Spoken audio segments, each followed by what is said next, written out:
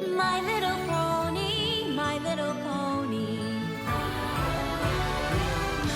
little pony. Do you know you are my very best friends?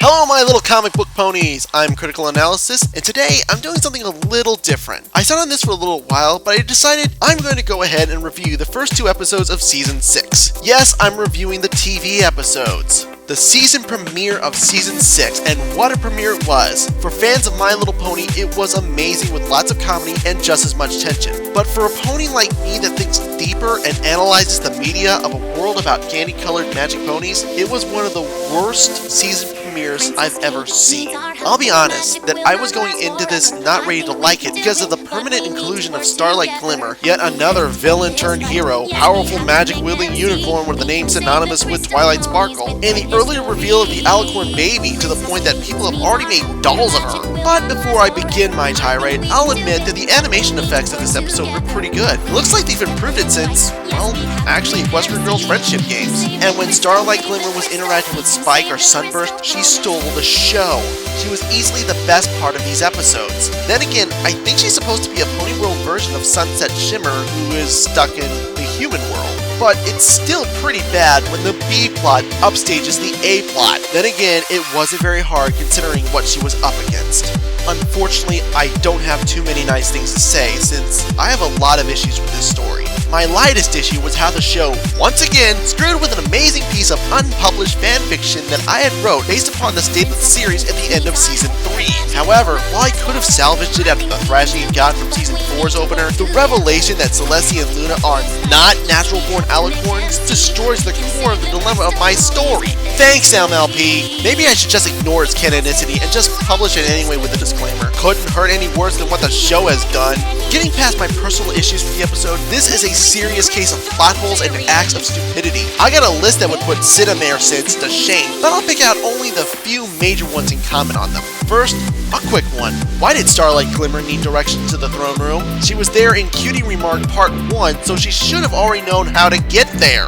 Second, and this is a big one for me as a comic book fan, Twilight should have known why the Crystal Heart was created, and it wasn't to protect the Crystal Empire from the harsh winter. In Fiendship is Magic #1, Cadance and Twilight went into Sombra's hidden study and read a diary, and in that diary, Sombra was told by the Emperor, and I quote, "We haunted their every nightmare until they created a weapon to keep us away."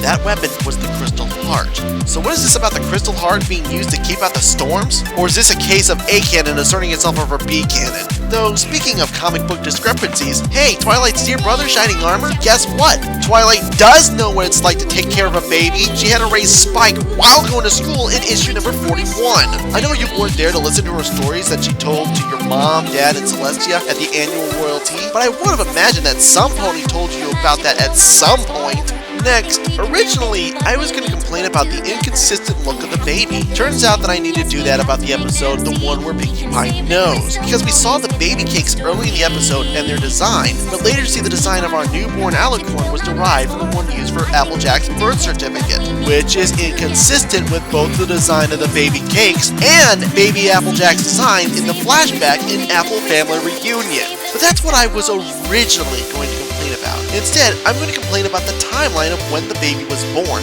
Based upon Twilight's comments, the crystalline invitation must have come shortly after the baby was born, considering that Twilight was suddenly excited about now being an aunt. I'm assuming the main 6, along with Spike and Starlight, board the Friendship Express as soon as possible and depart for the Crystal Empire. And the Express does not take days to get to the Crystal Empire, as evidenced by Flight to the Finish, where the Cutie Mark Crusaders had to board the train to give their performance later that day. So by the time they got there, it had not been long enough for Shining Armor to be completely exhausted like that.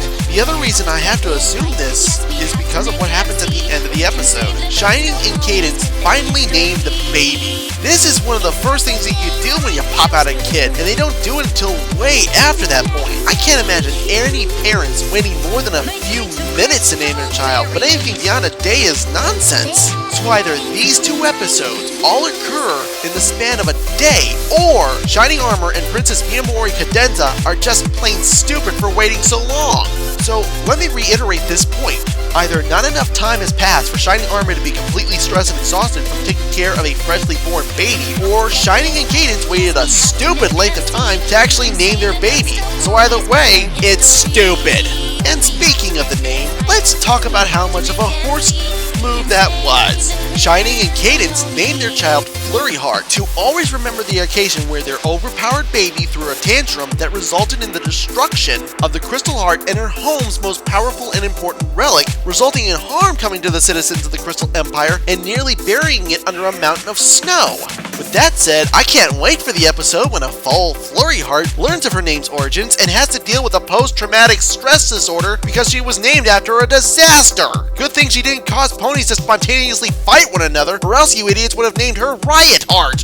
And you want to know something? All of these are the lesser evils of this episode. There was one problem that constantly plagued it, especially in part 2. It's not the fact that no pony has organized the Crystal Library after the difficulties that they had last time in the episode Crystal Empire. It's not the fact that Spike notices the freezing temperatures before the ponies, who can obviously the snowfall and the piles of snow building up, and yet still wait for their crystalline because the baby is going to be cute, even when they were being urged to leave. It's none of that. It's this. Why were Celestia and Luna, the two most powerful spellcasters in all of Equestria, one of them having a school named after her that is specifically for gifted magic-wielding unicorns, trying to protect the Crystal Empire by shooting the storm clouds with single-target sweeping laser beams instead of simply putting up a barrier? Shining Armor was powerful enough to put a barrier around Canterlot during Canterlot Wedding, up until his energy was drained and the Changeling army attacked, so why couldn't these two alicorns put up a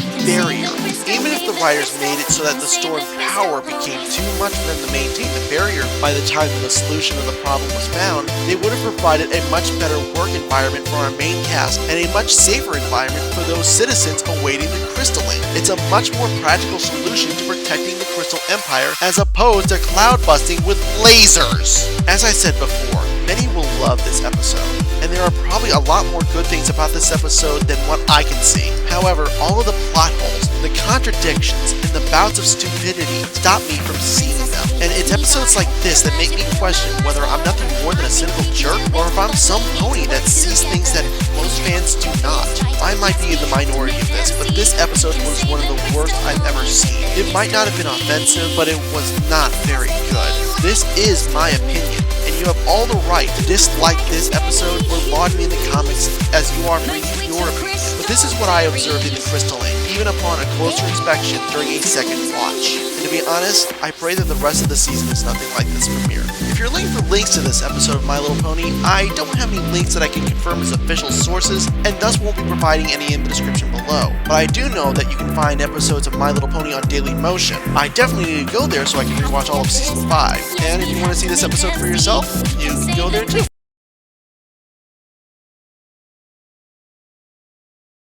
Hey, thanks for watching! I do more than just comic reviews, so why not click that bottom video to go watch Cyber Angel Plays, where I play various video games. Or click on that top video to go watch my last review. And remember to click that like button and share on social medias if you enjoyed the episode, leave a comment below to help me improve the show in the future, and to subscribe to keep up to date on all of my latest videos. I'm Critical Analysis, signing out.